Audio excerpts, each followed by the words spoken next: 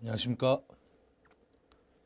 안녕하세요. 저는 아세아 무인항공교육원장직을 수행하고 있는 여러분들하고 동영상을 50강을 진행하게 될 서일수라고 합니다. 여러분들이 시험에 응시할 강의가 초경량 비행장치 무인 멀티콥터죠. 이 국가 자격증 도전을 진심으로 환영드립니다. 작년 한 해만 봐도요. 17년 한 해 5,095명 응시해가지고 2,410명이 합격을 했습니다. 합격률은 거의 50% 수준을 유지하고 있고요. 여러분들이 나중에 이제 이론 강의를 다 합격을 하시면 사설교육원을 가든 전문교육을 하든 이런 형태의 시험장에서 라바콘을 기준으로 기체를 공중에서 조작을 해서 총 8개의 실기시험 코스를 진행을 하셔야 됩니다.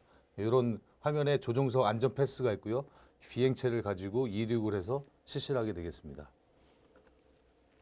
제 소개를 먼저 드리겠습니다. 저는 현재 아세아 무인항공교육 원장으로서 하고 있고 기존에는 육군 정보학교에 군에 최초로 드론 교육원을 설립함으로써 정보학교 드론 교육원장직을 수행했었습니다. 방위사업청에서 가망인증 교육을 수료한 바 있고요. 그 다음에 그 주요 연사활동으로서는 여러분 다 아시죠? 매년 1월 달에 백스코에서 드론쇼 코리아라는 거 하지 않습니까? 6월에는 로봇 유니버스라고 일산 킨텍스에서 하죠. 국내 최대 드론 관련된 컨퍼런스 및 세미나 행사는 두 가지라고 했는데 거기서 작년에 연사로 활동한 적이 있습니다. 스프릿 포럼은 국내에서 국방 관련 소프트웨어, 민수용이나 군수용에 관련된 소프트웨어 공학 박사들에 대한 주요 포럼 행사인데 그때도 드론 관련된 강의를 했었고요. 주요 기업으로는 LI 넥슨, 군인공제회, 중앙항업 이런 지역에 대해서 기업에 맞는 특성화 강의를 한 바도 있습니다. 현재는 육군 드론보전투단 자문위원으로 위촉돼가지고 활동을 하고 있고요. 군에 있을 때 드론에 대해서 요즘 한 이슈가 되고 있죠. 여러분들 자녀분들 지금 이 강의를 듣고 계신 분들이 드론보전투단에 대해서 관심이 많을 텐데 그런 것을 책자로도 쓴 적이 있습니다. 신형 드론에 대해서 스카이레인지나 스위드 같은 그 신형 드론에 대해서 주요 개발 필드 테스트에 참여를 했었고요. 그리고 대대급 UAV 지금 현재 군에서 대대급에 보유되고 있는 고정익 무인기에 대해서 개발 참여를 한 바도 있습니다. 국가 자격증은 16년에 초경량 비행장치 자격 획득을 하고요. 그 다음에 12월에 지도조종사 과정을 1기로 수료를 했습니다. 그리고 작년 2월에 실기평가 과정 1기가 생기면서 그때 처음으로 실기평가 중에서 현재 원장직을 수행하고 있습니다. 앞서서 여러분들이 이 필기시험을 마치고 나서 전문교육기관에 가서 실기 지도를 받거나 사설교육원에서 실기 지도를 받는다고 말씀을 드렸죠. 기본적으로 필기 합격한 인원에 한해서 비행시간을 법적으로 20시간을 지도조종사의 지도하에 비행 경력을 해야지 여러분들이 실기시험에 응시할 수가 있습니다. 그래서 각 교육기관별로 전문교육기관, 사설교육기관으로도 총 2주라는 시간, 주차로 하면은 총 10일의 시간을 가지고 비행을 하고 비행 시간에 맞춰서 8개 시험 코스에 숙달하고 있습니다. 그러면은 전문교육기관과 사설교육기관의 차이점에 대해서 잠깐 설명을 드리겠습니다. 전문교육기관은 필기평가 및 심의평가를 교육원 자체에서 합니다. 저 같은 경우는 저희 교육원에 수강하신 분들은 자체적으로 평가가 된다는 거죠. 사설교육은 뭐냐? 여러분들처럼 개인적으로 공부를 하셔서 교통안전공단에 가셔서 필기시험을 합격해야 된다는 겁니다. 실기를 어떻게 치르느냐? 이제 실기 같은 경우는 매월 첫 주에 목요일, 금요일 날 전문교육기관은 전문교육기관 내에서 시험을 치르게 되고요. 사설교육원 분들은 지정된 장소, 전국에 6개소가 있습니다. 경기 지역은 파주, 강원 지역은 홍천, 충북 지역은 옥천, 그 다음에 전북 지역은 전주, 전라남도 지역은 순천, 그리고 경상도 지역은 김해. 여기에 해당 도의 공설운동장에 가서 시험을 치르시면 되겠습니다. 법정 요건 시간인데요. 여러분들이 필기를 하면서 내가 총 이수해야 될 시간, 이건 전문교육기관에 해당되는 사람들인데 총 기상이라든가 법규, 역학, 운영 개론, 그리고 비행 안전 비상 절차까지가 총 20시간에 대해서 강의를 받아야 되고요. 여러분들은 독학으로 공부를 하시면 됩니다. 모의비행 시간, 요거는 여러분들 같은 경우는 모의비행 평가를 따로 하지 않지 않습니까? 근데 시뮬레이션 평가를 함으로써 실기체, 여러분들이 실제 비행 시험을, 실기 시험을 응시할 때 시뮬레이터를 하기 때문에 이 동영상 강의를 듣고 나서 인터넷상이라든가 시뮬레이터 조종기를 하나 사셔가지고 꾸준히 연습하시는 게 여러분들이 한 번에 합격할 수 있는 길이 될 것입니다. 실기 비행은 법정 요건 시간이 교관 동반 비행 시간이 8시간입니다. 그리고 단독 비행 시간이 12시간이고 교관 동반 비행 시간은 혼자 자동차 운전도 운전 강사가 옆에서 보조 타가지고 이렇게 조작하세요 알려주지 않습니까? 똑같은 겁니다. 실기를 공중전에서 조작을 하다 보니까 공중 조작이라든가 지표면 부분의 조작, 비정상 상황이 발생했을 때 조치에 대해서 여러분들 같은 경우는 당황할 수밖에 없거든요. 하지만 지도교관 같은 인원들은 그런 거에 대해서 익숙하고 많이 해봤기 때문에 여러분들을 핸들링해서 우발의 상황에 그 비상 상황이 발생하지 않게 조치를 할 수 있다는 거죠. 그러면은 단독 비행 시간은 뭡니까? 여러분들이 그 정도 이제 8개 시험 코스에 대해서 내가 어느 정도 안정적인 비행을 할 수 있는 시간이 됐다라고 판단을 하는 겁니다. 그게 법정 요건 시간이고 실제로 사설교육원을 가든 전문교육원을 가든 그 교육기관에서는 단독 비행 시간 및 교관 비행 시간을 구분하지 않고 교관의 지도하에 하고 있습니다. 나중에 여러분들이 사설교육원에 가가지고 그 비행 경력 증명서를 받았을 때 교관 동반 시간이 8시간이 이수가 안 됐거나 또는 단독 비행 시간이 12시간이 이수가 안 됐으면 비행 경력 계획상에서 기각 처리를 받을 수 있기 때문에 이 부분은 꼭 확인을 하셔야 됩니다. 다시 한번 얘기하면 예를 들어서 단독 비행 시간이 13시간이더라고 교관 동반 시간이 7시간으로 잘못 지도조사가 알려줘가지고 기입이 됐다. 그러면 여러분들은 20시간을 채웠음에도 불구하고 현재 각각의 항목 요건에 맞지 않아서 기각이 돼서 시험을 못 보는 사례가 종종 발생합니다. 그래서 여러분들은 이 부분을 명심해 주시기 바랍니다. 교육용 비행장치, 요거는 이제 구형 모델인데요. 제트라이언이라고 중국에서 최초에 들어온 수입 모델입니다. 저희 교육원을 예를 들면 제트라이언하고 케레스 두 가지 모델을 사용을 하고 있는데요. 여기에서 보시면 요거는 여러분들이 필기 시험에서도 이제 축간거리라든가 이런 시험 문제가 나온다. 기체의 여러분들 크기가 어떻게 됩니까? 축간거리가 어떻게 됩니까? 그러면은 1930, 1930, 380. 좌우의 대칭축이 1930mm이고요. 높이가 380mm라는 겁니다. 그래서 통상 실기시험 볼 때 가장 중요하게 하는 게 고도 이탈인데 고도 이탈에 대해서 50cm의 폭을 줍니다. 내가 여기서 공중조작을 실시했으면 이게 3m입니다. 근데 이게 50cm 폭인데 기체가 이 정도를 왔다 갔다 올라갔다가 내려갔다 하면 여러분들은 고도 이탈에 걸리게 되는 거죠. 그거의 기준을 잡는 게 380면 거의 40cm이지 않습니까? 기체 하나가 일정의 가상선에서 더 내려가거나 올라가거나 했을 때 그게 그 기준점을 잡습니다. 여러분들이 사용하는 기체의 프로펠러는 몇 인치입니까? 라고 구술평가나 필기평가에 물어볼 수가 있습니다. 그랬을 때 24인치라는 걸 기억을 하면 되고요. 중량은 공허 중량은 이제 탑재 장비가 없을 때 얘기를 하는 거고 배터리 장착해 갔을 때는 몇 킬로냐, 뭐 적재 중량은 몇 리터냐. 10리터라는 거는 요즘 교육원에서 쓰는 기체들은 다 방제용, 농업용 드론을 쓰기 때문에 리터 단위도 표시가 되는 거고요. 1리터는 쉽게 생각하면 1kg가 생각할 수 있기 때문에 내가 10kg의 물체를 들고 비행을 할 수 있다. 이렇게 생각하시면 되겠습니다. 최대 비행 시간은 플러스 마이너스로 해서 20분 내외로 지금 운용이 되고 있습니다. 실기 패턴 비행 훈련을 볼까요? 가장 교육원마다 차이가 있지만 어떤 교육원에서는 교관 지도조종사 1명에 3명의 그 실기 지도생들이 교육생들이 있고요. 어떤 교육기관은 4명이 하고 있습니다. 요 이상 안 하는 이유는 실기 지도를 함에 있어서 4명 이상이 되면 많이 정성을 못 써준다 그럴까요? 저 실기 지도하는데 공백이 발생할 수 있기 때문입니다. 그래서 개인별로 0.4 또는 0.3시간씩 비행을 합니다. 아까 제가 10일이라는 비행 시간을 이수해야지 법정 요건 시간의 비행 경력이 20시간이 된다 그랬지 않습니까? 여기서 0.4와 0.3의 차이에 잠깐 설명을 드리면요. 60분을 10으로 기준했을 때 1이라는 숫자는 0.6이죠. 10분의 저기가 되겠죠.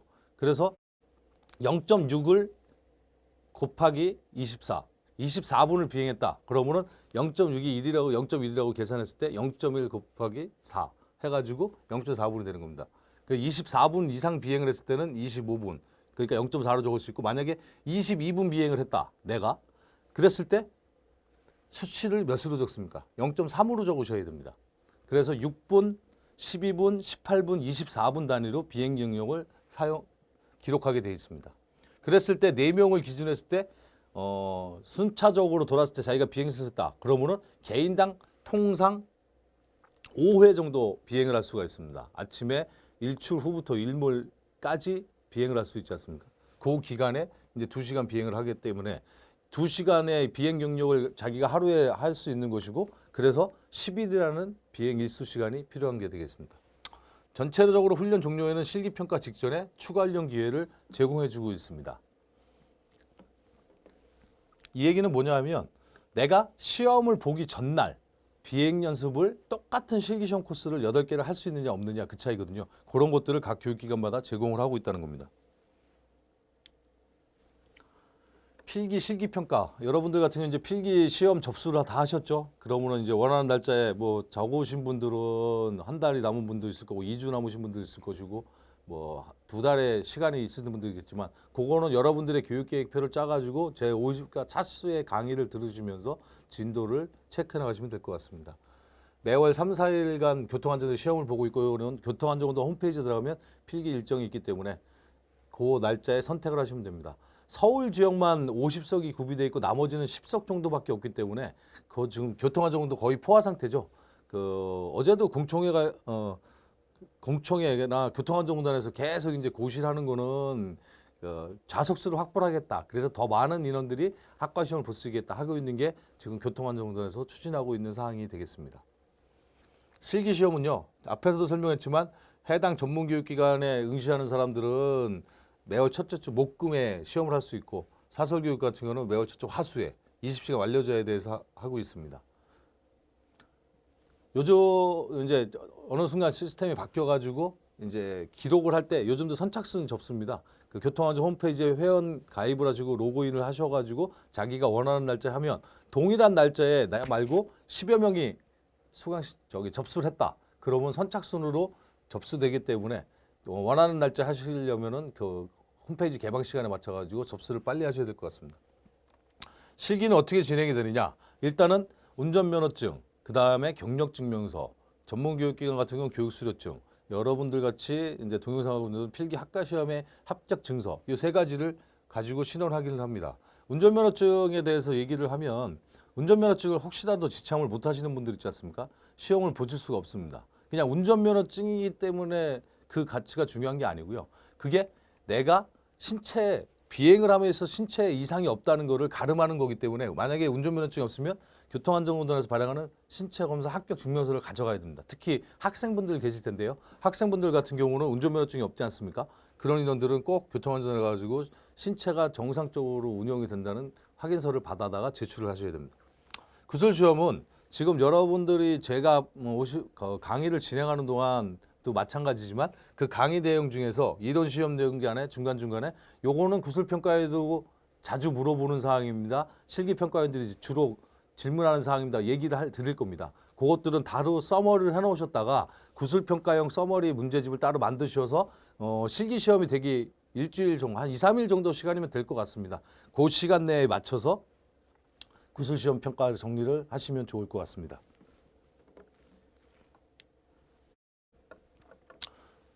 실기시험 등록, 조금 전에 이제 말씀을 드렸죠. 교통안전공단에 회원 가입을 하셔서 아이디 패스를 받으시고요. 그러면 시험이 접수되면 개인별로 시험 접수 시 교육원. 지금 전국에 교육원이 계속 늘어나고 있죠. 전문교육기관 플러스 사설교육원이 100여 개가 되는데 그 인원들에게 가면은 매월 지선 시험일자에 시험 접수를 하게 돼 있고요. 로그인, 비행경증, 수료증, 운전면허증을 탑재하면 됩니다. 잘 접수를 할 때 빨리도 해야 되는 것도 중요하지만 용량을 미리 JPG나 이미지 파일을 저용량으로 저장을 시켜놔야지 접수할 때 로딩 실패가 안 이루어질 것입니다. 자격 부여 후에 112 경과에 로그인하면 정상적인 시험이 접수가 되는지 안 되는지 확인이 되고, 그 뒤에 이제 시험에 필요한 각종 출력물을 출력해가지고 가져가시면 되겠습니다. 요것들이죠. 비행 경력 증명서, 수료증, 운전면허증이요. 시험 합격 후에 지금까지의 시스템을 보면 지속적으로 해당 교육원에서 비행시간 관리를 하고 있는데 교육원별로 상이하게 적용하고 있습니다. 2, 3번 기량이 좋으셔서 한 번에 합격하시는 분들, 하지만 기량은 좋은데 순간 실수해가지고 2번, 3번 합격하시는 분, 제가 지금 교육원장직을 1년여 진행하면서 보니까 최고 많이 하시는 분이 한 7수, 8수까지 하시더라고요. 필기는 의외로 그렇게 많이 하시는 분들은 없죠. 추후 자격 획득에 대한 지도 조정을 하실 거냐, 어떤 업체에 지키지 하실 거냐, 개인 사업을 하실 거냐, 그런 것도 연계해서 업무를 실시하고 있고요. 정보 교환은 해당 교육원 사이트에 있는 밴드나 SNS 통해서 가지고 꾸준히 정보가 이루어지고 있죠. 제가 이제 강의할 내용들입니다. 본격적으로 강의가 시작되면 저는 그렇습니다. 지금 왜 드론이 사회적으로 주목을 받고 있습니까? 드론은 드론 자체로서 가치보다는 드론에 어떠한 임무 장비를 탑재하느냐에 따라서 그 활용도가 큰 거죠. 가장 흔히들 지금 우리가 하고 있는 게 뭡니까? 방제죠. 농업용 드론이라고 아까 말씀드렸지만 농약을 10리터의 방제통에다 달고 드론을 3,000평이면 통상 100바이 100m인데요. 100m를 전진해가지고 좌로 갔다가 뒤로 왔다. 이렇게 방제 패턴을 하면 한 8분에서 10분이면 3,000평에 대해서 농약 살포가 가능합니다. 그렇기 때문에 이 드론 자격증을 처음에 방제 인구들이 많이 사용을 했었죠. 그 다음에 다 제일 많이 사용하는 게 뭡니까? 촬영 드론이죠. 평창올림픽에 VR 촬영해서 360도가 이렇게 화면이 보이는 거 보셨나요? 그런 VR 드론이라든가 영화 촬영 감독들이라든가 관광 가이드 그런 분들이 지금 대부분 영상 촬영 쪽에 많이 하고 있죠. 그 다음에 또 많이 활용되고 있는 게 뭘까요? 예, 건설 및 교량 뭐 이런 것들에 대해서 구조물에 대해서 균열 여부를 지금은 다 사람들이 관리하고 있지 않습니까? 하지만 지금 점차적으로 어떻게 되고 있습니까? 드론 띄워가지고 교량물에 균열이 있느냐,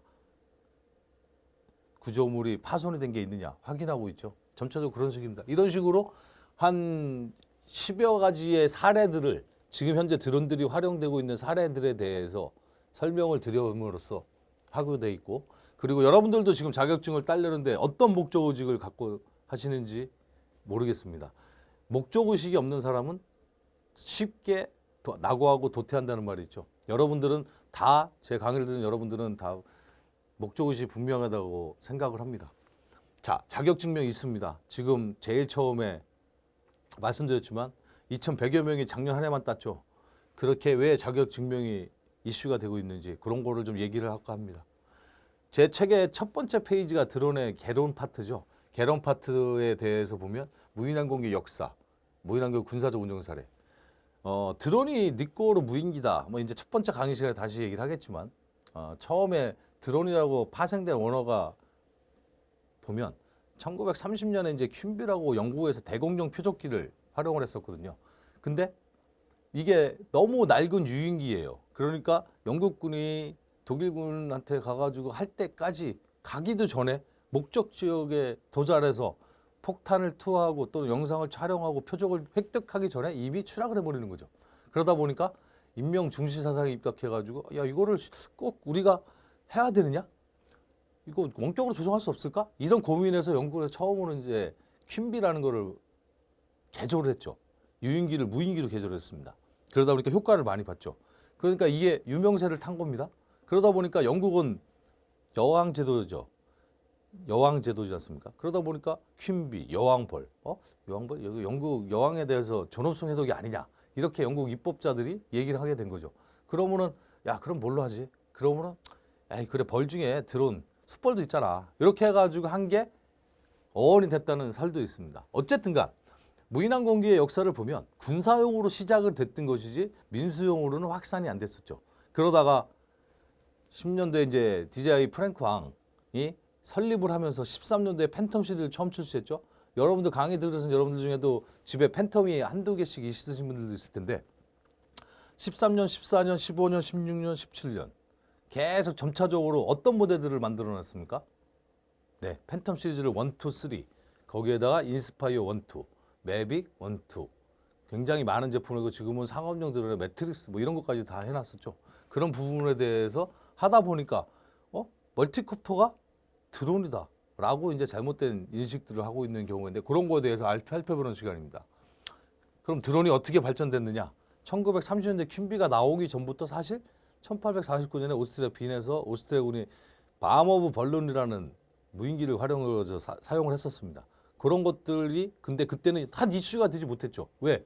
그만큼 실적이 없었으니까. 정확한 위치에 가서 폭탄을 투하하지도 못했고요. 그런 것들이 어떻게 발전했느냐 이런 것들의 변천사를 알아볼 필요가 있다고 생각을 해서 강의를 좀 해드리고요. 드론을 분류하는데 용어는 어떻게 쓰거든요. 제가 좀 전에 말씀드렸잖아요. 무인기 닉고로 드론인데 지금 사람들은 드론 닉고를 멀티콥터라고 생각을 하는 인식이 팽배해져 있다고 얘기했죠. 그런 거에 대해서 정의 그리고 국제 민간 항공기구 아이카오라는 데가 있습니다. 거기서 사용하는 용어는 또 드론 또는 UAV 또는 RPAS, RPA 뭐 이렇게 사용을 하거든요. 그런 것들에 대해서 설명을 해드리겠습니다. 자, 멀티콥터 우리가 사용하는 초경량 비행장치 안에 무인 비행장치 안에 무인 멀티콥터 자격증을 획득하려고 여러분들은 제 강의를 듣고 있죠. 그 무인 멀티콥터들은 어떻게 구성이 되어 있을까요? 잠깐 설명을 드릴까요? 무인 멀티콥터는 보면 이게 멀티콥터의 프레임입니다. 팔이 암이라고 저희는 표현을 하죠. 이런 식으로 쿼드콥터를 그렸습니다. 이게 1번 축이고 2번 축이고 3번 축이고 4번 축입니다. 이 안에는 여기서는 이제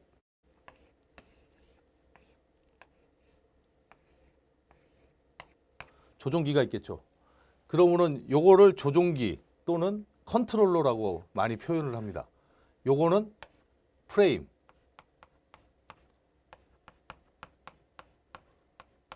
이라고 표현을 하죠. 그리고 여기에 모터가 달려 있죠. 프레임. 그럼 모터는 쿼드콥터의 경우 4개의 모터를 가지고 있습니다. 이 아에 뭐가 있습니까? 프로펠러가 있죠. 이런 식으로. 이런 프로펠러들이 구성이 되고 여 밑에는 또 뭐가 있습니까? 제가 그림을 좀 잘 못 그리지만 좀 이쁘게 그려보겠습니다. 이런 식으로 다리 이거를 착륙할 수 있는 장치 다리 저희가 이제 사람으로 얘기하면 다리죠. 랜딩 기어라고 요건 표현을 합니다. 이런 것들의 구성품에 대해서 익숙하시지 않겠지만 이런 것들을 아셔야 되겠죠. 그러면 얘가 멀티콥터를 운영하기 위해서 뭐가 또 필요할까요? 조종기가 있으니까 수신기가 있어야겠죠. 그래서 어느 한 부분에는 수신기가 여기 수신기가 안테나가 이렇게 두 가닥선으로 나와 있는데 수신기라는 게 있고요. 이 안에는 수신기에서 신호를 받은 걸 가지고 FC. FC는 플라이 컨트롤러의 약자죠.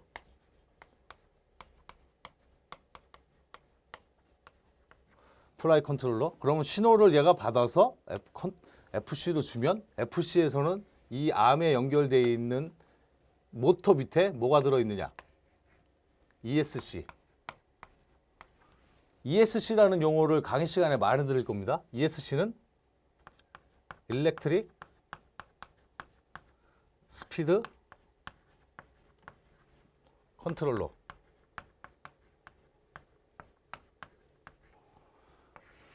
전기 속도 변환기. 그래서 변속기라고 합니다.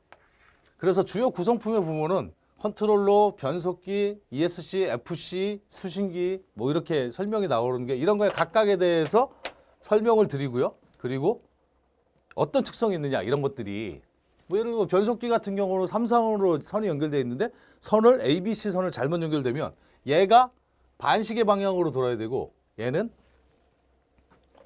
요거 이렇게 하면은 이렇게 반시계 방향으로 되고 얘는 시계 방향으로 돌아야 되고 얘는 반시계 방향으로 돌아야 되고 얘도 시계 방향으로 돌아야 되는데 이런 거를 잘못 연결하게 되면은 방향이 바뀌는 거죠. 그러면은 펠라의 회전수에 의해 가지고 해야 되는 거에 대해서 잘못되면서 양력의 불균형 현상, 뭐 양력도 하면 또 어려운 말이 나오나요? 양력의 불균형 현상이 발생하면서 기체가 정상적으로 뜨지 않고 이렇게 뒤집어질 수가 있다는 겁니다.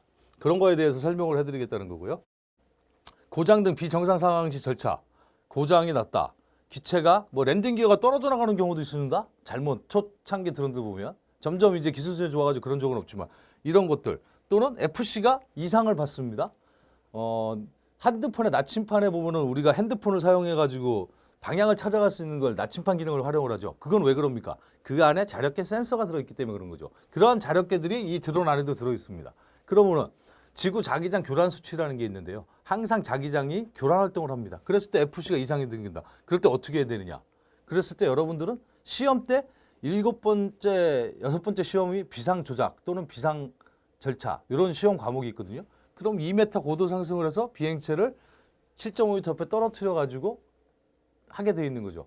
그런 것들이 다 비정상 상황시에서 여러분들 숙제해야 될 절차가 되는 겁니다.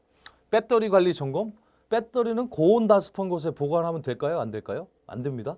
왜요? 열에 약하기 때문이죠. 그래서 겨울철에 막 영하 막 15도 이상 내려가게 되면 배터리가 동작을 하지만 내가 20분 날리던 배터리를 겨울철에 비행을 해보시면 한 10분, 12분밖에 안 날렸는데 이게 벌써 왜 로우 배터리 경고등이 뜨지? 이런 기억이 있을 겁니다. 이런 것들에 대해서 각 차트별로 세부적으로 강의를 해드리겠습니다.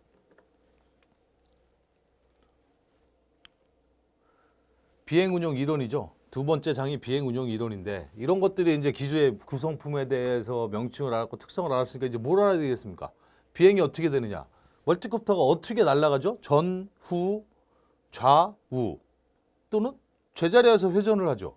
멀티콥터들은. 그런 것들에 대해서 비행을 원리가 어떻게 되냐? 특성에 대해서 설명해 주는 시간이 있고요. 측풍 이착용. 자, 요게 드론입니다. 나중에 이제 실제 요 강의 시간에는 여러분들한테 멀티콥터를 가지고 진짜로 이제 설명을 드릴게요.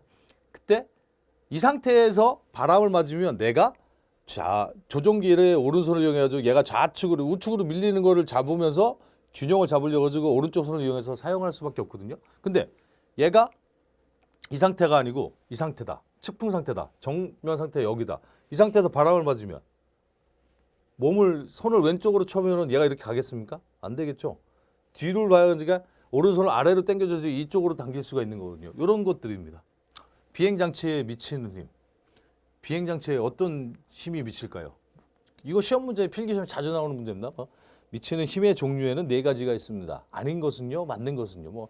양력, 중력, 항력, 추력이 있습니다. 라고 이제 지문에 나오게 되는데 중력을 무게라고 표현을 해나요? 그러면은 중력이 무게, 중력이라고 외웠는데 무게는 뭐지? 이게 답인가? 그렇게 헷갈리는 문제에 대해서 설명을 해드리고요. 공기의 흐름의 성질, 날개의 모양이 이게 날개라고 치면 이 안에 시리솔이 있고 위아래 두께가 같으면 대칭형이고 위아래 두께가 다르면 비대칭형이고 이렇게 날개 풍판 이론이 있습니다. 그런 거에 대해 설명을 하고요. 지면 효과는 뭐냐? 프로펠러가 막 이렇게 돕니다. 돌다가 내려가면은 프로펠러 회전 속도가 어떻게 될까요? 빨리 돌던 것이 적게 돌아야지 얘가 내려가지 않겠습니까? 중력이 양력을 누르는 거죠. 근데 프로펠러가 막 빨리 돌아요. 이렇게 빨리 돌아요. 그러면은 중력이 내리는 누르는 힘에 비해서 뜨는 힘이 강하기 때문에 공기에 부양을 하는 거죠. 근데 지면 효과라는 것은요. 이렇게 펠라의 하향풍에 의해서 땅에 이제 바람이 내려가지 않습니까? 근데 바람에 맞춰서 이게 바람이 바운싱이 되는 거예요. 이렇게 살짝 뜨는 거죠. 그런 것들이 언제 어떤 고도에서 일어나느냐. 통상 프로펠러 직경에 2분의 1 고도에서 많이 일어난다고 그럽니다. 그런 것들에 대해서 경험을 하시는 분들도 있고 못 경험하시는 분들이 있습니다. 그 외력, 그러니까 바람이라든가 항력 그런 것들에 대해서 없는 상태에서 지면 효과가 많이 일어나거든요. 그래서 날 수도 있고 안 날 수도 있다는 거죠. 고장 등 비정상 상황의 절차, 송수진 장비 관리 점검. 송수진 장비, 이 안테나가 이렇게 있는 모양이 있을 수도 있고 요거는 이렇게 펴집니다. 그럼 어떻게 펴지느냐? 요렇게도 펴지거든요. 그럼 요거를 이렇게 세울 수가 있다는 거예요. 그러면은 이 안테나가 부서지면 어떻게 될까요? 얘는 무지향성입니다. 전파가 360도로 이렇게 돌면서 나가는 거죠. 그러니까 전파의 통달 거리는 짧아지면서 수신율은 좋아지는 거죠. 근데 이렇게 세운다면은 얘는 내가 이쪽 방향으로 지향을 한다는 의미입니다. 그러니까 전파의 통달 거리가 길어지니까 비행체가 더 멀리 보낼 수 있는 거죠. 예를 들어서 이렇게 놨을 때 1km밖에 못 간다. 그러면 얘는 이렇게 놨을 때 2km 정도 갈 수 있는 겁니다. 그런 거에 대해서 요걸 관리 점검. 안테나 선이 나와 있는데 이 안테나 선들이 이 기차 안에 들어가 있으면 어떻게 될까요? 당연히 차폐가 되기 때문에 전파 수신율이 낮아지겠죠. 이런 것들에 대해서 설명을 해드리는 거고요. 무게중심, 웨이트 앤 밸런스라고 그러죠. 모든 기체는 멀티콥터로 만들어도 이 무게중심이 있습니다. 이쪽 길이와 이쪽 길이와 이쪽 길이와 이쪽 길이가 똑같다고 해도 얘의 무게와 얘의 회전수에 따라서 무게중심점이 달라지는 거거든요. 그거를 설명을 한다는 거고요. 비행 관련 정보에서 노탐, 노티스트 에어맨이라고 그러는데 해당 항공종사자들 비행하는 인원들이 설명을 할 때 고시보를 봐야 되거든요. 최근에 언론 보도에서도 이제 노탐에 대해서 얘기를 가끔가다 들어보신 적이 있나요? 뭐 그런 것들 대표적인 게 이제 수능이죠. 매번 수능이 11월 달에 치러지지 않습니까? 수능 때는 노탐이 항상 그 지역에 걸립니다. 시험장 지역에. 왜요? 그 지역에서 비행이나 총경량 비행체가 비행을 하면 그거에 때 영어 듣기 평가가 제대로 방해를 받을 수 있겠죠. 그래서 항상 제일 많이 걸리는 게 노탐이 수능이라고 생각하시면 됩니다. 항공기상. 내가 비행 자격증을 따는데 왜 기상을 배워야 되지? 궁금해하시는 분들도 있을 수 있겠는데 기상 영향을 가장 많이 받는 게 드론입니다. 드론은 날아다니면서 아까 항력이라고 그랬죠. 이 항력들이 다 기상의 역학에 들어가는 건데 항력을 발생시키는 내가 드론을 이용해서 어디로 가려고 그러는데 얘를 못 가게 하는 힘. 그게 항력이라고 볼 수 있는데 항력을 발생시키는 거에는 외력이라고 하는 게 있습니다. 외력에는 기상의 팔대신 기온, 습도, 바람 뭐 이런 것들이 있는데요. 그런 것들의 설명을 드리는 겁니다. 그래서 대기의 구조가 어떻게 돼 있느냐, 뭐 대륙권이라 뭐 성층권이 뭐냐 이런 걸 설명을 하고 대륙권이라 하면 우리가 흔히 발생하는 기상현상, 갑자기 뭐 눈이 내리거나 갑자기 비가 내리거나 갑자기 덥거나 낮거나 춥거나 이런 현상들이 다 대륙권에서 나타나거든요. 근데 대륙권이 우리나라의 대륙권하고 전 세계 대륙권이 다 같을까요? 다릅니다. 위도에 따라서 적도 부근이냐 북반구냐 남반구냐에 따라서 대륙권이 12에서 15km 형성이 되고 있고 그걸 계면이라고 그러는데 대륙권이 넘어가는 곳을 대륙권 계면 10km의 통상 선정이 됩니다. 뭐 이런 걸 설명해 드리고요. 착빙은 그 수증기 입체가 불포화 냉각수 그 온도에 의해 가지고 갑자기 얼어붙는 현상입니다. 그냥 가랑비나 이슬비가 이렇게 내리다가요. 내가 이게 프로펠러입니다. 프로펠러에 이게 맞는데 맞자마자 1.5도 0도의 이하의 온도에서 얘가 갑자기 얼어붙는 거예요. 끄트머리가. 냉장고에 보면은 냉장고 온도, 냉동실 온도를 조금 올려놔요. 그러면은 냉동실에 어떻게 됩니까? 주변에 사각형으로 막 성에 비슷한 얼음이 끼죠. 그래가지고 이 얼음층이 점점 두꺼워지지 않습니까? 그런 것들랑 유사하게 생각하시면 됩니다. 이런 것들이 나타나면 양력, 펠라가 도는 회전수를 얼음덩어리가 붙어있다고 생각해 보세요. 내가 100번 돌렸을 때 이 정도 높이 떴는데 얼음덩어리가 붙어있으면 무게가 늘어나니까 110번이 돌아야 되지 않겠습니까? 이런 것들을 설명해 드릴 거고요. 바람과 지형. 바람이 어떻게 어떤 방향에서 부느냐에 따라서 내 키 조작 방법이 달라진다는 거죠. 그게 어떤 지형이냐, 푹 파인 지형이냐, 골지역이냐, 아니면 평평한 지역이냐, 하천 지역이냐, 강 지역이냐, 바다 지역이냐. 그거에 따라서 여러분들 여행 같은 거 다니면은 강바람, 산바람이 시원해요. 뭐 바닷바람이 세네요. 뭐 이런 거 얘기하시지 않습니까? 그런 바람에 따라서 영향을 드론들이 많이 받는 거죠. 구름은 왜 중요할까요? 구름의 층이 있는데 구름의 두께에 따라서 이 전파의 수순의 차폐율이 커진다는 겁니다. 그리고 구름이 그냥 우리가 일반 상식적으로 먹구름이 낀다. 그러면은 그거는 무슨 징조입니까? 좀 이따 비가 내리겠구나. 그리고 이제 항공조사 여러분들 비행을 하다 보면 구름 모양을 이렇게 딱 이렇게 가만히 쳐다보세요. 그러면은 이 정도 구름이면 먹구름이 저기 있네. 그랬을 때 이 정도면은 한 10분 20분 때 비가 내리겠네. 이런 감이 오실 때가 있을 겁니다. 그래서 구름이 중요한 거고요. 시정. 통상 1km 내외를 시정이라 그러는데 그런 것들이 시정이 잘 보일 때와 안 보일 때 그 시정 현상에 따라서 내가 비행체를 보내는 가시거리가 틀려지겠죠. 고기압과 저기압. 고기압 쪽은 공기가 내려가고 뭐 저기압 쪽 올라가고 그런 공기의 흐름에 따라서 드론에 올라가고 내려가고 앞으로 하고 뒤로 가는 힘이 작용을 많이 받겠죠. 네오문 난기류. 네오. 설명 안 해도 아시죠? 네오. 번개가 치는 게 난기류가 발생하면 터뷸런스라고 그러죠. 갑자기 휙 쳐버리니까 이 난기류 지역에서는 모든 항공기에 가장 큰 영향을 받는 거기 때문에 그렇죠. 기상관측 전문은 이제 메타라고 해가지고 항공청이나 기상청에서 메타 보고서를 발행하는데요. 그런 것들에 대해서 오늘 이런 걸 주의해야 된다. 그런 거를 설명을 해드리겠습니다. 법규 파트입니다. 모든 종사자들, 항공 종사자들이 제일 많이 알아야 되고 제일 많이 신경을 써야 되는 부분이죠. 항공 관련 법규는 최초에는 항공법에서 지금은 항공안전법, 사업법으로 분할이 되면서 기본 베이스인 항공법에 대해서 좀 설명을 해드리고요. 저희는 주로 이제 사용을 강의 시간에 주로 강의를 할 내용은 항공안전법입니다.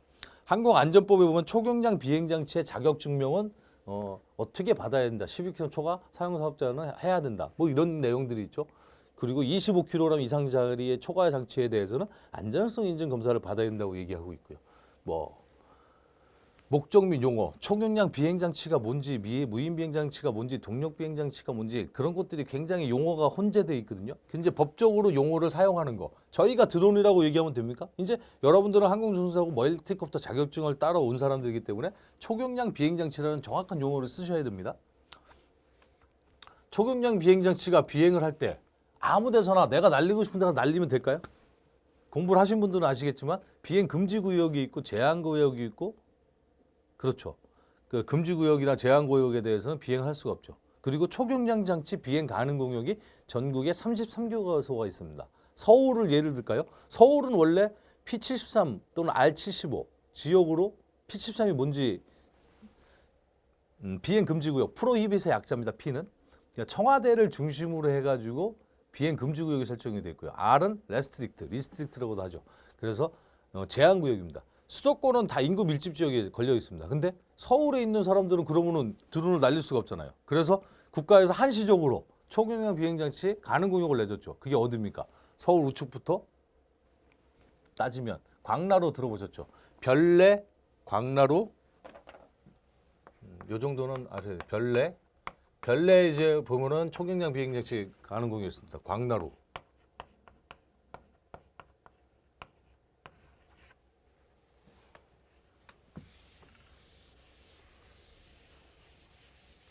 별내, 광나루 이게 동쪽 지역의 초경량 비행장치 구역이고요. 그 다음에 가양대교,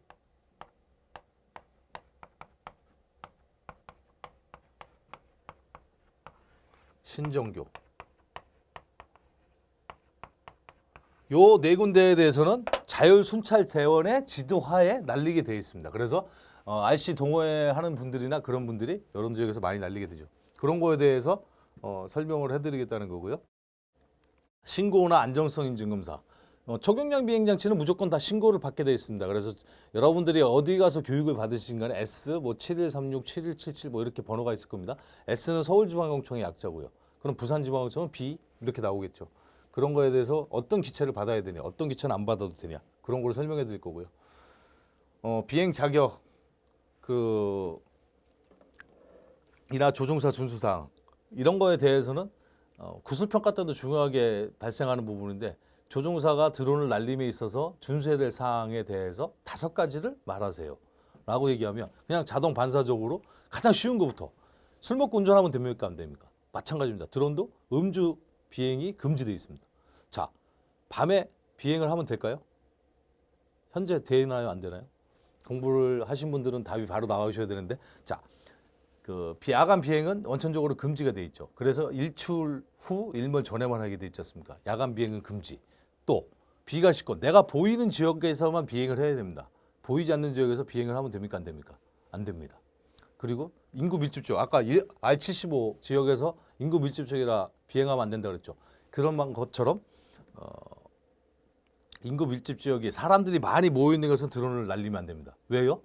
드론이 어느 순간 지작의 수치에 의해 가지고 교란을 받아서 이상 증세를 보여서 떨어질 수가 있거든요. 16년도 5월인가 그 어린이날 안동 지역에서 사탕을 드론에다 막 날리다가 그게 갑자기 이상 증세를 보여가지고 떨어진 적이 있지 않습니까? 사람이 다친 적이 있죠. 해외 사례도 보면은 드론이 갑자기 이상 증세 보여가지고 죽은 경우도 많이 발생합니다. 그런 것들 또 낙하물 투항인지 드론에 낙하물을 달아가지고 떨어뜨리는 행위 이런 것들이 다 법적으로 금지되어 있는 거거든요. 근데 11월 10일부로요. 17년 11월 10일이죠. 17년 11월 10일부로 특별 비행 승인 제도라는 게 생겼습니다. 그래서 지금 얘기 드린 것 중에서 야간 비행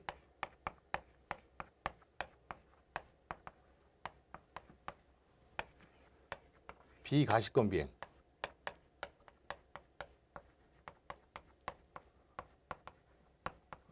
요 2가지에 대해서는 비행을 한시적으로 허용을 하고 있습니다. 내가 어디 지역에서 야간에 비행하겠습니다. 어느 지역에서 비가시권 비행을 하겠습니다. 제가 사용한 기체는 이런 거고요. 얘는 몇 번의 테스트를 했고 로그 파일이 이렇습니다. 조종자는 누구요? 이 친구는 자격증명이 있습니다. 이 친구는 지도조종 자격증명까지 있습니다. 이런 것들을 다 항공안전기술원에 제출을 하면 거기서 한시적으로 승인을 해줍니다. 그래서 여러분들 구술평가 볼 때 5가지를 말씀드리고 단 야간 비행과 비가시권 비행은 특별 비행 승인 제도가 17년 11월 10일부로 지정이 됐기 때문에 가능합니다. 이렇게 대답을 하시면 됩니다. 사고. 초경유병이 언제든지 떨어질 수 있다고 얘기했지 않습니까? 그러면 뭐 항공철도 조사 사고위원회라는 데 신고를 하게 돼 있습니다. 거기서 사고조사 활동이 나옵니다. 그런 거에 대해서 잠깐 설명을 드리는 거고요. 전문교육기관과 사설교육기관 얘기를 드렸지 않습니까? 그냥 전문교육기관의 지정을 받으려면 기체가 한 대 이상 있어야 되고 실기평가 조종사 한 명이 있어야 되고 그 다음에 지도조사 한 명이 있어야 된다. 이런 뭐 법적 요건. 하지만 여러분들이 교육을 하기 위해서 그 교육장에는 이 시뮬레이터 장이 구비가 되어 있습니다. 이론 교육장이 강의가 되어 있어야 된다. 화장실은 남자 여자 구분이 되어 있습니다. 이런 것들에 대한 지정 요건이 있습니다. 뭐 그런 것도 설명을 드리고요. 항공사업법. 여러분들이 초경량 비행장치를 가지고 사용 사업을 할 경우에 어떻게 진행해야 된다. 이런 것들에 대해 설명을 실행드리고요. 공항시설법은 저희가 드론이 공항지역에 들어가려고 했지만 뭐 전 세계적으로 이슈가 되고 있으니까 드론이 공항지역에 막 날리다가 비행기랑 충돌하는, 그래서 공항에 대보면 유도등이라든가 관제등이라든가 이런 게 표시가 해야 됩니다. 그런 것들에 대해서 잠깐 설명을 하는 겁니다. 자, 매 단원별로 마지막 시간에는 한 강 또는 두 강에 대해서 문제풀이를 해드릴 겁니다. 기출문제는 따로 해드리고요. 자, 비행장 안전수칙입니다. 이제 지우고 했어야 되는데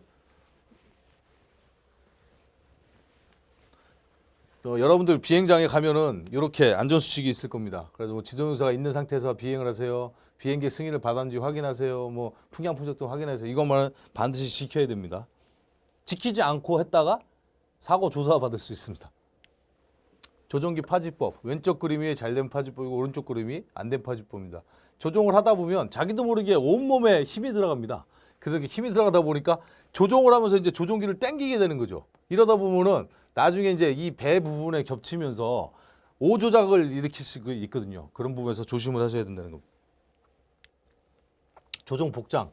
조종자는 항상 그 편안한 복장은 좋은데 이렇게 뭐 작업하다 오거나 뭐 이런 거, 뭐 방지하던 사람들은 어쩔 수 없겠지만 기본적으로 복장에 대해서도 신경을 쓰셔야 됩니다. 비행 실습관에 가장 많이 듣게 될 소리 중에 하나인데요. 자, 이 사진과 이 사진의 차이점이 뭡니까? 얘는 기체만 보지 않습니까? 얘는 기체와 라바콘을 동시에 보고 있죠. 요렇게 보는 게 습관을 들이셔야 됩니다. 처음에는 어려우실 겁니다. 조종관은 기체에서 눈 떼지 마세요. 교관들이 기체에서 눈 떼지 마세요. 얘기를 할 텐데 그때 이렇게 보고 있다는 거죠. 그럼 이렇게 보는 거 이렇게 보는 거 차이점이 뭡니까? 여러분들이 실기평가 채점을 할 때 항상 이 라바콘에 수술을 달았는데 이 수술 모양이 어디로 움직이냐에 따라서 기체가 당연히 우측에 있으면 수술이 이렇게 움직이겠죠. 좌측에 있으면 이렇게 움직이고요. 그거 갖고 위치 이탈을 1m를 벗어났느냐 안 벗어났느냐 평가원들이 채점을 합니다. 여러분들도 이렇게 보는 연습을 해야지 내가 조금 좀 불안해. 이거는 불합격할 수도 있어. 그러면 이제 기체가 정면 상태를 기준으로 했을 때 왼손을 조작을 함으로써 그 호버링 위치에 갈 수 있게끔 해줘야 되지 않겠습니까? 맨 앞에 시험장 사진을 보여드렸죠. 이 부분은 나중에 실기시험 코스에 대해서는 좀 더 설명을 길게 해드리겠지만 기본적으로 여러분들이 시험 보는 코스는 조종석으로부터 펜스가 쳐져 있고요. 펜스로부터 착륙장. 요 지점이죠. 요 지점까지 가는 거. 그 다음에 다시 7.2m 호버링 지점. 그러면 7.5m 호버링 지점, 호버링. 그 다음에 2번 라버콘, 50m 라버콘. 이렇습니다. 그래서 총 비행장 규격은 이렇고요. 교통안전공단에서 인가를 내주는 기준은 전면폭 길이가 80m, 좌우폭이 35m 나와야 됩니다. 실제적으로 모든 공중조작은 기체가 이륙해서 호버링 지점으로 가서 호버링 지점으로부터 7.5m, 7.5m, 7.5m 그러니까 양쪽으로 전후 좌우폭 15m 이내에서 다 들어갑니다. 하지만 15m에서 양쪽을 30m를 줬다는 건 여유 공간을 7.5m씩 더 줬다는 거지 않습니까?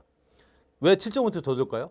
GPS 모드에서는 통상 초당 1m씩 가지만 자세 모드, 엣디 모드라고도 하는데요. 그래 지작의 간섭을 받아버리면 얘가 초당 2, 3m로 흘러버리거든요. 그러면은 7.5m에 더 공간이 있자면 거기까지 하는데 3, 4초밖에 안 걸린다는 거죠. 자세 모드를 풀렸을 경우에. 그렇기 때문에 급 조작을 해서 내가 원하는 위치에다가 비상착륙을 시킬 수 있는 여유 공간을 확보하는 차원에서 그렇게 하는 겁니다.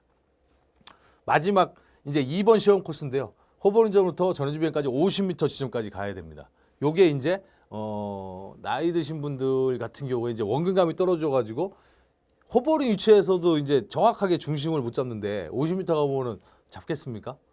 젊은 친구들도 많이 저기를 하는데 이런 여기 부분에 대해서 라바콘을 보는 습관이 굉장히 중요합니다.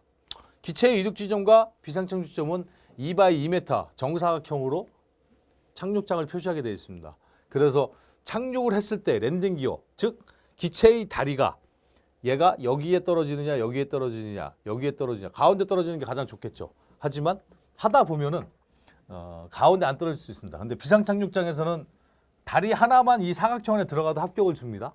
하지만 정상 접근 차가지고 착륙할 때는 기체 이륙 지점에 가운데 정확하게 들어오지 않으면 합격이 안 됩니다. 그러니까 기체가 있다. 그럼 기체의 무게 중심 가운데 지점이 사각형 안에 반드시 있어야 된다는 겁니다. 왜 조종사 위치를 기체 이륙 지점부터 15m로 해놨을까요? 아까 얘기했죠. 초당 2, 3m 했을 때 기체 이륙 지점에서 이상 증세가 발생해서 내가 후진을 하는데 후진키가 안 먹어요. 그랬을 때 여기서부터 여기까지 오는 거리가 3m, 초당 3m라고 계산하면 3, 5, 15. 5초 이내죠. 5초. 잠깐 비행 실습하다 딴 생각하거나 여러분들하고 저하고 말하는 사이에 이렇게 한 두세 마디 하면 5초가 지나가 버리지 않습니까? 실제 16년도, 15년도인가요? 16년도인가요? 뭐 잘 기억, 16년 정도 된 것 같아요. 막 이 자격증 붐이 일어날 때 어느 조종사 분이 후진키를 쳤어요. 근데 바람이 정방향에서 불어온 거예요. 얘를 비행체를 후진키를 쳤는데 너무 앞으로 갔다고 교관이 뒤로 빼세요. 그러는데 뒤로 키를 자기도 모르게 확 당긴 거죠. 그러다 보니까 기체 확 기울어진 상태에서 바람을 맞아 보니까 여기까지 오는데 4초 정도? 그러니까 그게 그 조종석에 펜스 천막이 있는데 그 천막을 덮치면서 대형 사고가 날 뻔한 적도 있습니다. 그래서 15m의 안전거리는 굉장히 중요하고요. 그리고 모든 조작 간에 비행체가 착륙장과 비상착륙장부터 15m 안에 이 안전지대 안에 비행체가 들어왔다. 그러면은 여러분들은 그 시험에서 불합격을 하실 수밖에 없습니다. 요거는 그만큼 중요하다는 겁니다. 결국은 이륙해가지고 라바콘으로부터 하게 되는 거죠. 그래서 제일 먼저 뜨는 첫 번째 시험이 이륙해가지고 뭐 전후 좌우 뭐 이렇게 하는 것이 있고, 그다음에 호버링치에 가가지고 정면에서 좌측면 호버링, 우측면 호버링, 그 다음에 정지 호버링, 그 다음에 50m 전후진, 갔다 오면은 삼각 비행, 우측으로 가서 10m 고도 상승을 해서 다시 일복콘으로 내려가서 호버링 위치로 돌아오는 그걸 삼각 비행이라고 합니다. 원주 비행. 호버링 위치에서 기체 이륙진으로 와서 좌측면 상태를 만들어서 원을 그려가지고 대면 상태로 이렇게 들어오는 거죠. 그 다음에 비상 조작. 2m 고도 상승을 해서 비상 착륙점에 착륙을 시켜야 되고요. 그 다음에 정상 접근 및 착륙은 자세 모드로 전환. 이게 또 어려운 시험입니다. 자세 모드로 들어와서 올라와서 착륙장에 7.5m를 이동해서 정지를 시켰다가 착륙을 시키는 거죠. 그리고 측풍 접근 및 착륙. 우측 라바콘으로 이동을 해서 비행체를 이렇게 가서 우측면을 만들어서 이렇게 오는 거죠. 와가지고 착륙 지점에 잠깐 정지를 시켰다가 착륙을 해야 됩니다. 이렇게 시험 코스가 구성이 되어 있습니다. 자세한 실기 시험에 대해서는 궁금하실 것 같아가지고 강의 시간에 정확하게 각 코스별로 설명을 드리면서 오늘은 그냥 오리엔테이션이기 때문에 이 정도만 설명을 드린 거고요. 실제 그 비행운영이나 실기 시험 실기 파트에 들어갔을 때 정확하게 감점 기준이라든가 평가 기준에 대해서 설명하는 시간을 따로 가질 겁니다. 이렇게 해가지고 오늘 실기시험 코스까지 앞으로 여러분들하고 저하고 강의를 진행하는 동안에 주요 강의 내용에 대해서 설명을 드렸는데 중간중간에 그 홈페이지를 통해서 질의응답을 해주시면 성심성의껏 답변을 드리겠습니다. 마지막으로 지금 여러분들한테 목차 구성한 책 내용이 있지 않습니까? 그게 기존 책과는 좀 목차 구성이 상이할 겁니다. 교통안전공단에서 요거는 필기시험에 내겠다라고 한 것들만 정리를 해놓은 사항입니다. 비행운영이론 파트를 한번 다시 볼까요? 자, 기상 파트에 더 많은 게 있는데 이렇게 구분한 거 착빙? 기온과 기압이 뭔지 물어보겠다는 거거든요. 그리고 지면 효과가 뭔지, 후류 현상이 뭔지 그걸 물어보겠다는 게 지금 교통안전에서 제시한 내용입니다. 그래서 다른 교재의 시중에 판매되는 거랑은 목차 구성이 다르고 자신 있게 말씀을 드릴 수 있는 거는 요거는 제가 현직 교육원장을 하면서 또는 실기 지도를 하면서 했던 것들에서 경험치를 많이 설명을 해드릴 겁니다. 그래서 꼭 자격증 획득이 우선이 돼야 되겠죠. 하지만 자격증 획득 후에가 여러분들에게 더 중요하지 않습니까? 자격증 획득해가지고 그냥 전시하려고 자격증 따러 오신 거 아니지 않습니까? 그랬을 때 여러분들이 한번 항공종사 초경량 비행체 무인 멀티콥터의 자격증에 종사하게 되면서 이런 것들은 유의해야 된다. 이런 현상이 발생하면 이렇게 해야 된다. 그런 노하우를 전수해주고 싶습니다. 물론 여러분들이 합격을 한 번에 하실 수 있게끔 성심껏 나머지 강의도 진행하겠습니다. 오늘 오리엔테이션은 이것으로 마치고요. 다음 강의 때 뵙겠습니다. 다음 강의는 뭐라고요? 4차 산업혁명에 관련돼 가지고 드론의 활용안에 대해서 강의를 해드리겠습니다. 자, 다음 시간에 뵙겠습니다.